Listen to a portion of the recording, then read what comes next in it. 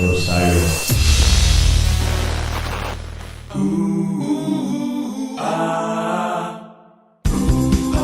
the scale, under the scale, under the scales.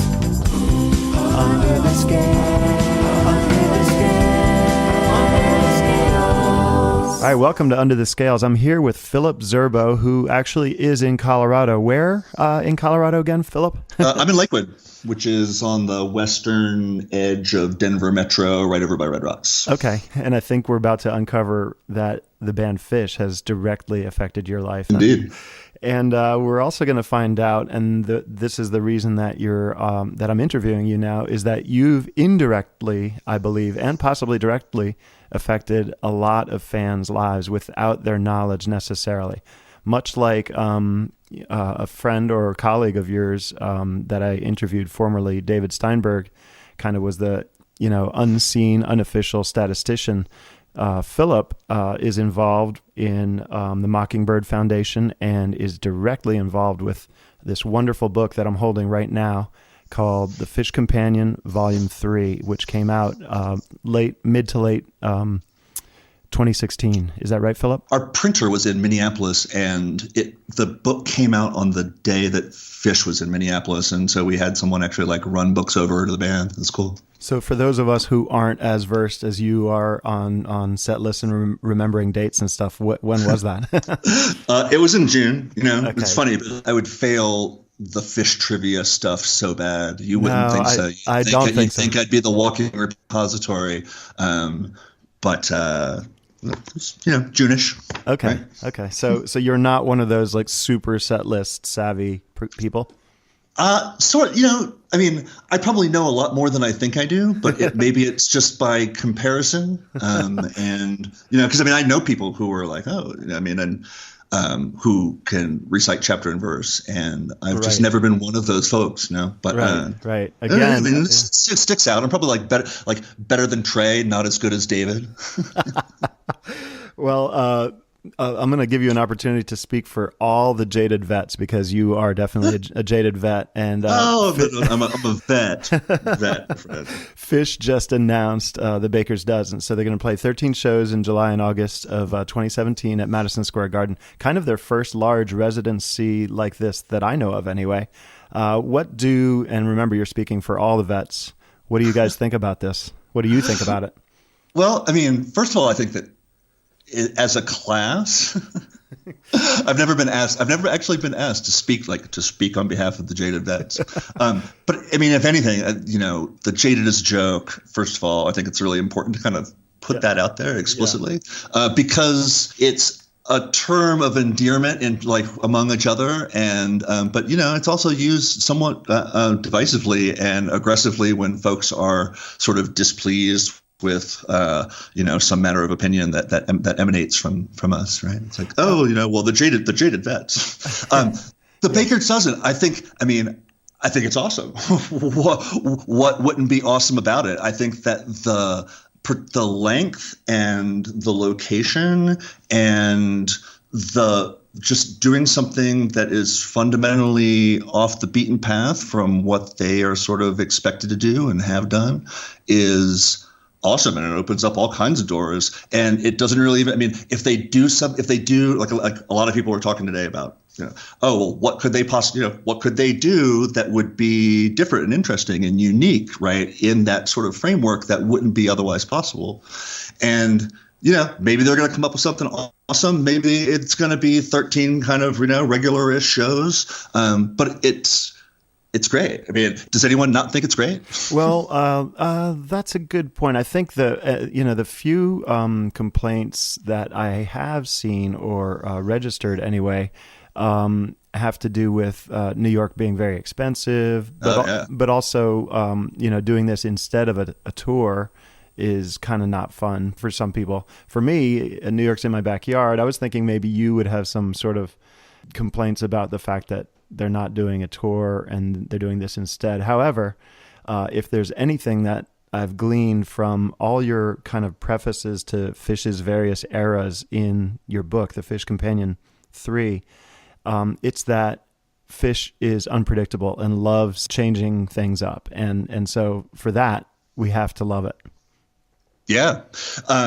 I get the fact that, that the sort of provincialism of, wow, well, it's very expensive to go to New York, or I live in Washington, or I live in California, or I live wherever it is. And people, everyone wishes that they could have lots of readily accessible shows, or it's that, or they don't have a tour. Right. Right. If it was not having a tour or not doing anything, of course, people would prefer this. To me, I think it sets the stage for a very, no pun intended, freeform sort of playing. And I'm not sure really what that is or if that really will even happen, but almost like they could kind of do the middle sections of the 13 shows anyway, very experimentally is what I'm kind of feeling. Oh, I think that would be amazing. And if you look at it in terms of an arc, right, an extended event, right, rather than like 13 kind of 3-hour events. Yes. Then it just, wow.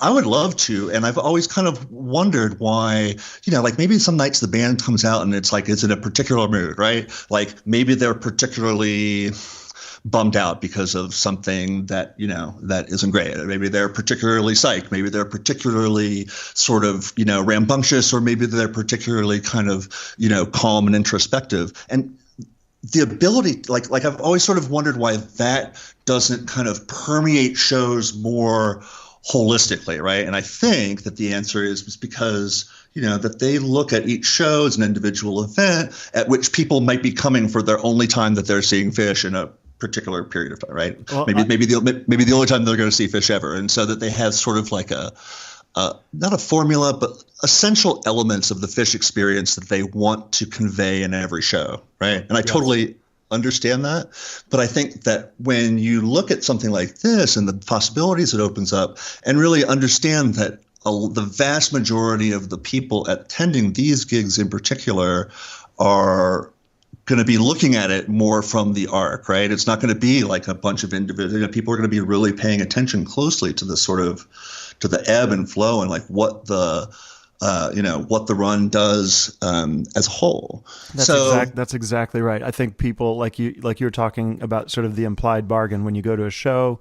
Phish, despite whatever they might be feeling, they shed all those feelings and adopt the persona of Phish. And I think also the overriding emotions of just being on stage and performing allow them to forget whatever those feelings are. But the bargain with the audience is we're here to put on a great show.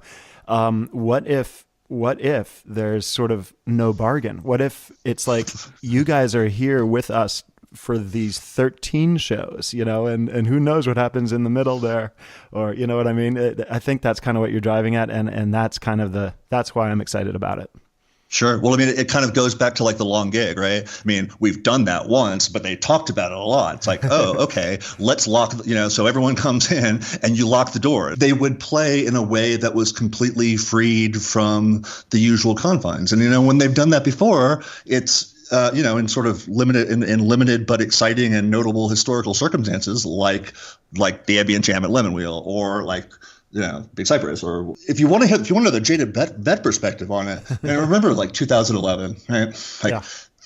So shows were like 2000, like early 3.0 shows were good. People were psyched. Everyone was happy. Was like thrilled to be back. And there were like moments of like, where it was just like clicking and sort of, just like really awesome. But there was also a lot of like slog during those times, right? But then it's like, man, they play these sound checks. Right? like the Bethel waves.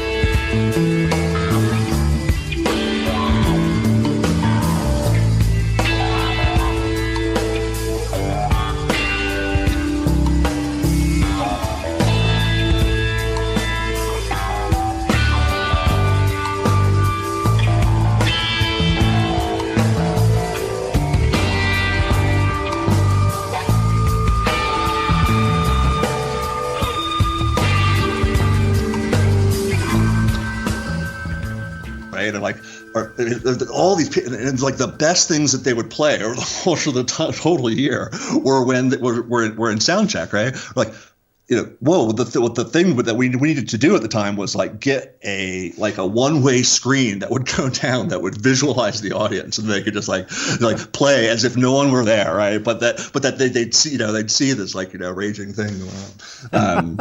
Well, I like the idea of the long gig, and this is kind of, you're right. This is the long gig. Although Big Cypress, of course, was the long gig too. Well, I recall us hanging out a bit at Big Cypress. Yes, good times. Yes, I hung out with a lot of people.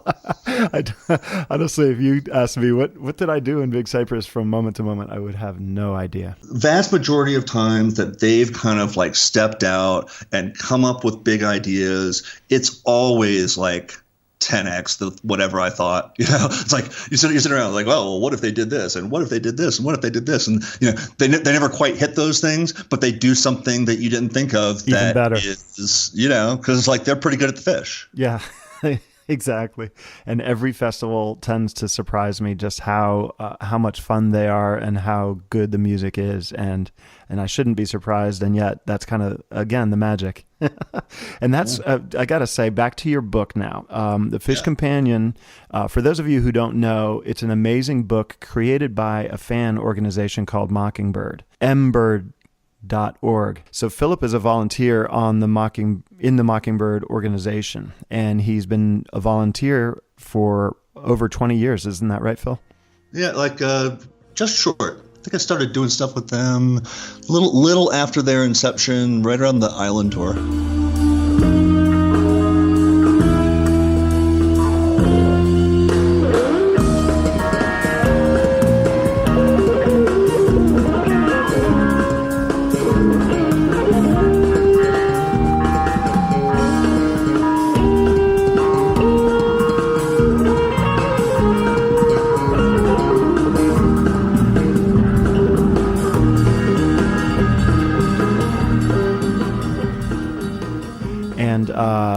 I just have to tell everyone who hasn't seen or read this book or looked at this book, if you are a Phish fan or if you know a Phish fan that would appreciate or needs a gift, this book is just so unbelievable. And it's one of those that it's in my family, it's on our table, and when someone cracks it open, they just sit there for 2 hours reading it. And it's unbelievable. And especially the weird thing for me, I should know this stuff, and yet there's things I didn't know about my own songs. Funny things I learn all the time. For example, Squirming Coil has a reference to John Lennon, the shooting of John Lennon. I didn't know that, but Martin Acaster told me that's so I believe it is. And lots of stuff. Could you come up with what that is? I don't know what the reference is. I was going through the lyrics in my head. I don't think there is, but no, and it was one sort of trepidation and fear that I had when I was speaking with you. I was like, this interview is going to be great unless Tom corners me on some like. Well, I'm not going to try to corner you, but other things I've learned about songs, just as I was thumbing through just today before the interview, was pretty funny. Some interesting stuff about, and I know you know this, the origins, for example, of Rift's music. And I knew that it was loosely tied to the curtain or the width part of the curtain. Isn't that right? Yeah, but it is. Yeah, I also thought there was another piece of music that might have been substituted in there or something. But so anyway, I was kind of, I read that and I'm like, yeah, I know that stuff. What I didn't know, and is mentioned in the book, is that there's now a missing line in the lyrics. Because to me, I think I wrote them in pairs, and as far as I know, the band, they sing them as call and answer pairs. So if there were a missing line, it would have to be two missing lines, and I thought I would notice that, but maybe not.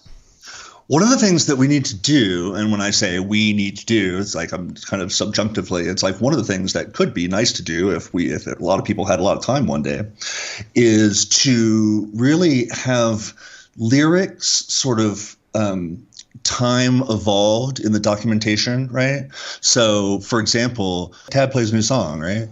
And we say, oh, well, gee, is this Tom's song? Is this a Steve song? Is it a Just a Trey song? And there's been a number of times I'm trying to come up with that. I think one of them might be Pigtail. Pigtail, just a pigtail, just a pigtail, just a pigtail, just a pigtail, just a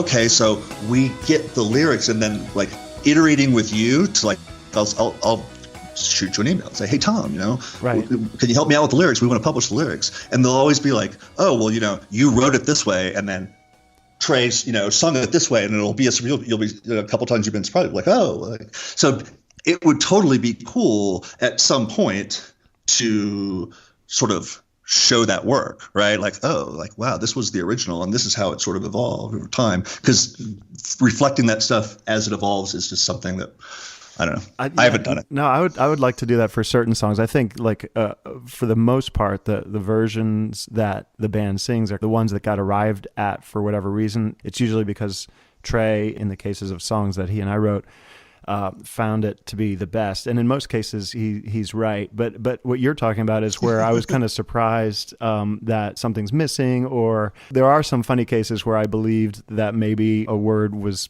mispronounced and then that became the song. And yeah, you're right. So there's stuff like that. I noticed you guys did not include lyrics this time, and that's a big decision you guys made. You left a lot of stuff out because there's just so much when you're talking about a Phish history. Yeah, well, we had a big math problem, right? And I mean, it's the kind of problem that people want. But look, the total course of the development of all of this documentation from early 90, like 91, 92, when we really started putting it together in terms of like a coherent file of set lists, all the way up until 2009, right before the band reformed. Like everything was sort of accumulated in Word files, right? It's just a bunch of Word files, right? And so, and some of that was actually like presented online and so forth, but they were all flat files, right? And then when the band reformed, and in late 2008, as the economy was cratering, but like Phish was coming back, so we built what people know as the sort of new current FishNet website, which involved taking all of that data and putting it into relational databases that could serve modern websites and serve application programming interfaces and, drive iPhone apps, or all of the great things that come from having information in a relational database, right? Right. So we did that. And when we did that, it was great, and it was a lot of work, and it had a lot of really cool utility, but it also created this limitlessness. Right? There was no limit to what we could annotate about the Phish experience over time. And the sort of type A go-getting geeks that we are, we took that space and ran with it, right? Yes. And so everything exploded. I mean, the teases exploded. We got really good at what we were doing too, right? Over the course of time. It's like, right. I mean, not tooting our own horn about like the quality of the work, but I mean, in terms of the process of accumulating data and sort of analysis about the band Phish, yeah, we had that down. You guys were experts, and now you had a limitless relational database you could just keep piling info into. Right, which is great. And really there's really no downside, right? Until such point where you want to stuff it back into a book. Right. If you want to tell someone, if you want to sit down and tell someone the entire story, and I mean entire story about Phish, that's kind of what you guys decided to do in volumes 1 and 2 of the Phish Companion. Yeah. The first 2 volumes were kitchen sink editions, right? It's like every reasonable fact that we could accumulate about the band that made any sense whatsoever, and some which was only sort of on the verge of coherency, made it into the first 2 books, right? But those 2 experiences were interesting. I mean, first of all, they took place a long time ago, right? And this is back in the day, but that sort of and we, like, the people that put it together didn't have any particular, we were all kind of smart folks, more or less, but we didn't have any like skills in doing this, right? There was nobody who we weren't book publishers, and we weren't, writers per se. Right. And one of the interesting things, I mean, a lot of some of the folks who sort of cut their teeth doing this stuff when they were in college and shortly thereafter, like Jeremy Goodwin, for example. Yes. Right. I mean, have gone on to, pretty accomplished careers. Become actual writers or journalists. That's right. That's right. Yeah. So the first two were all about accumulation. And this one was, oh shit, we have way, way, way too much stuff. Was the first two, would you characterize them loosely as here is every single show that Phish played, here's every single song that they played in those shows, and here's a few reviews and pictures along the timeline, and boom, let's binder it up, and that's the book? No, but maybe it kind of seemed that way. There was a lot more to those books too. I mean, there was the sideshows. I mean, like, for example, one of the things that we've documented extensively that doesn't get quite the sort of notoriety is the documentation of the sideshows. I mean, we every single appearance by any member of Phish in any musical context whatsoever is documented on our site. Oh, that's right. And a lot of them are, so a lot of that is kind of pretty well known, or, it's like, okay, well, it's tab shows or, mic shows and so forth and so on, all the various, individual Carnegie Hall or whatever. Right. Sure.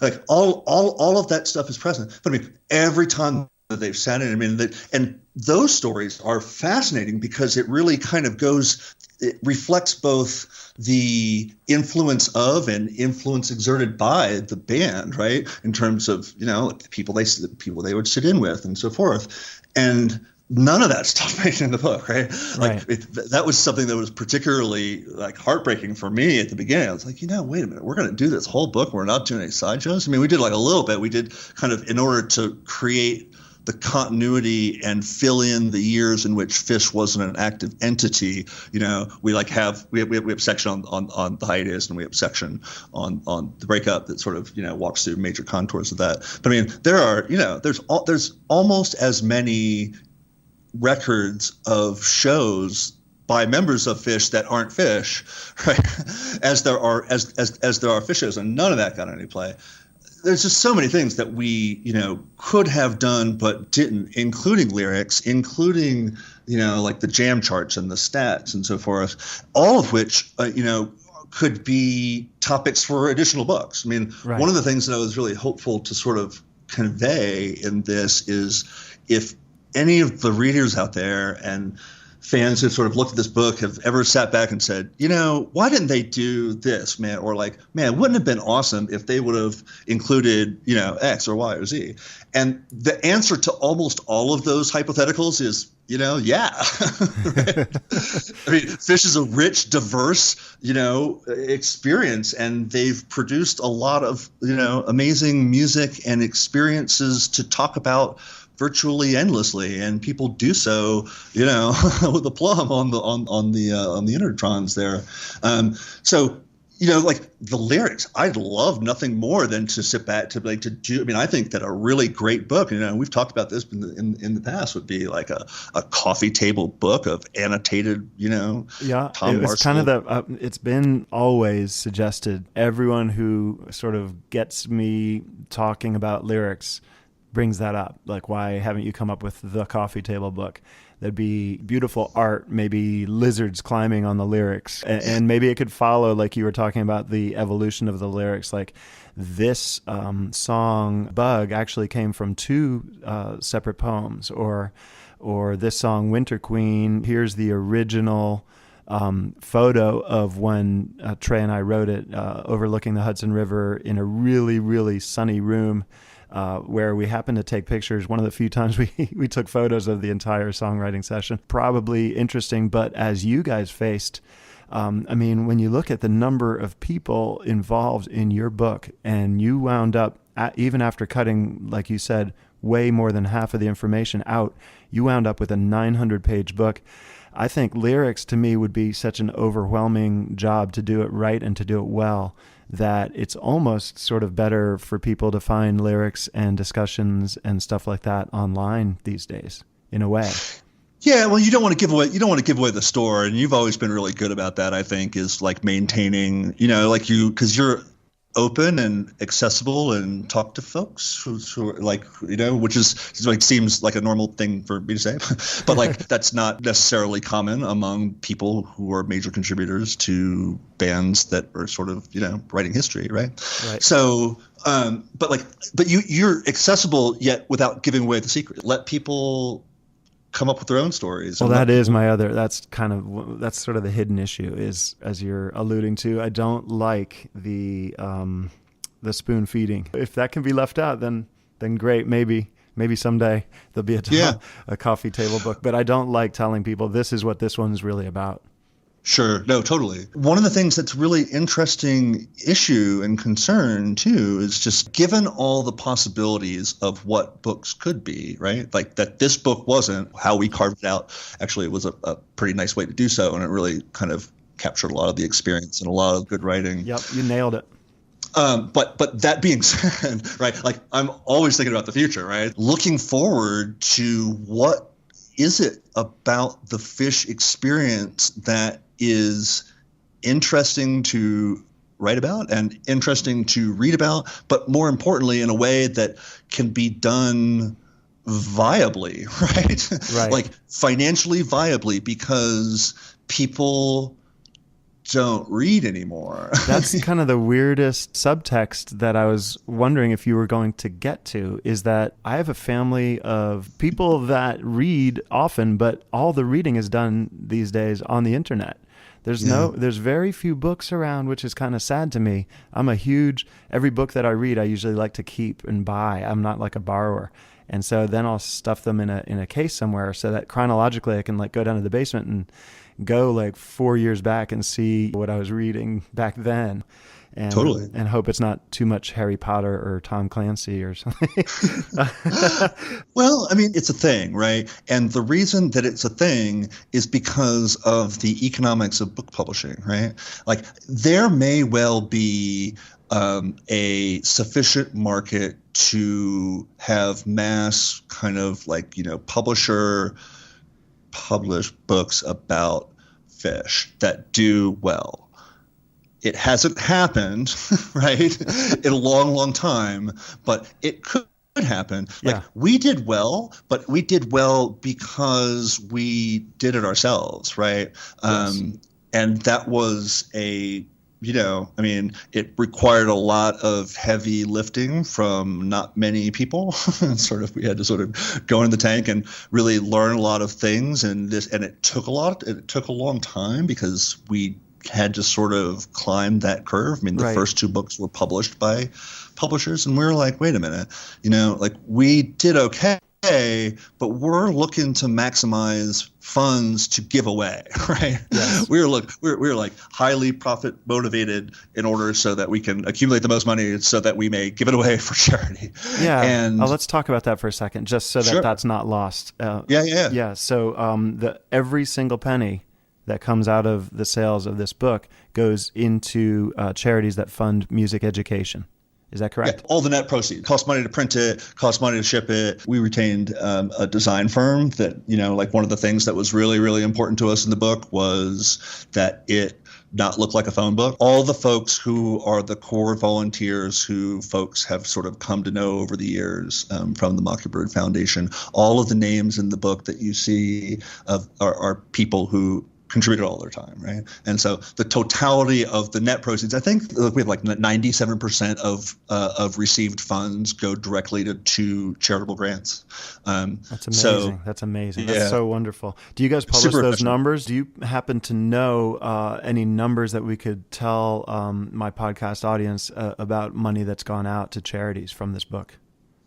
From the book, not specifically. We did this year as a foundation pass the $1 million mark in total funds that have been raised and distributed over the course of our history. Oh my God! So that's great. We're going to do. I mean, this book in particular is going to do really well, and it's going to do really well because of the fact that we did it on our own.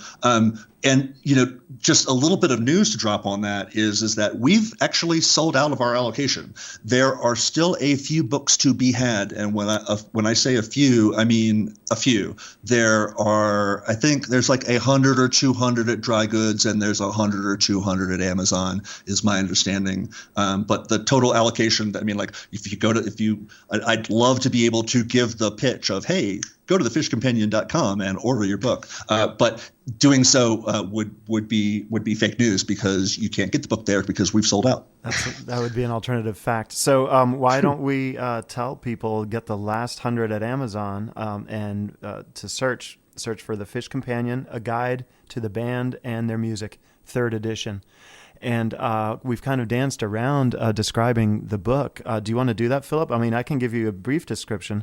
Tons of beautiful, beautiful photos, color, black and white, stunning photos of all festivals and notable concerts. Kind of open up, just give you sort of almost a chronological idea of Phish's progression.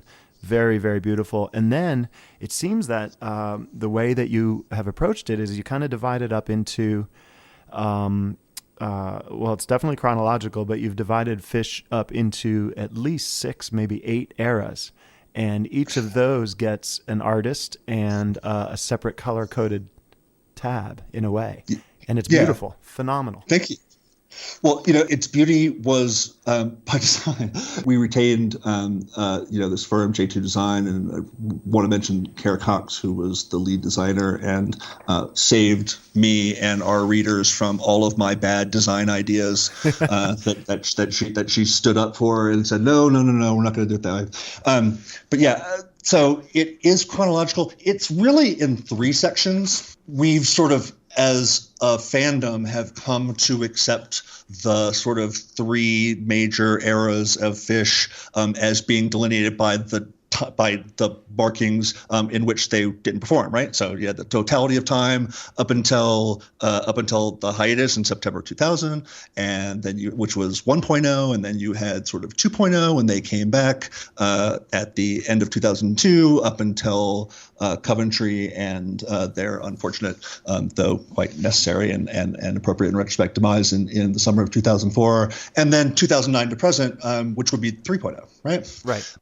There was sort of there's like, just like Phish, this book even has eras. It took so long, right? So like the first era of the book, which was like 2012 to late 2015, was sort of a group of folks who were not me and off sort of trying to put it together, which was really, putting together a book is hard. And one of the things that they did was to further divide up the eras into sub-eras. And so there was like 1.1, and like 1.0 and 1.1 and 1.2 and like 2.0, like 3.1, 3.2. And one of the things that we did when the kind of new regime showed up at the end of 2015, we wanted some sort of like logical divisions, and we liked the intros, right? Like the intros were good, and the art was amazing, and we weren't getting rid of the art. So you just divided it into years, kind of. You just sort of did 2-year chunks or 3-year chunks. If any of the artwork that precedes each chapter particularly strikes a fancy among any of your listeners, you can go to bottleneckgallery.com and purchase them. And some of them will have the original sort of like never even made it into the book numbering. So you can like get a poster that says, Phish like 1.2. The posters preceding every chapter, and I'm thumbing through it right now as you were talking, because I kind of didn't really realize how they are delineated, but there are 8 color-coded tabs that you can see when you close the book. And right now I just happen to open to the gold one, which is at the very top. It's labeled Phish 2.0, and obviously this is the only one in 2.0, so 2002 to 2004. Yep. And then the very next one is red, and it's at the top, of course, says Phish 3.0. And it's 2009 through 2011. So it's kind of like bite-sized chunks. And as you go through, you see venues, concerts, you see reviews for particular shows or festivals, and there's a couple photos. There's a couple highlights here and there, and beautiful song histories. That's the part I like. And that's the part I like. Yeah, and another one, here's a good one. So again, Martin Acaster, A caster. A caster. Oh, he's just a caster. He's not the caster yet. Marty Castor, fantastic dude, longtime friend of mine, and really eloquent song historian. He's able to tell me that that sand. Yeah, I love his song descriptions. He said on the surface it's a statement about gun control, but he said if you go a little bit deeper, you realize that it's sort of talking about our entire existence as parasites on the planet.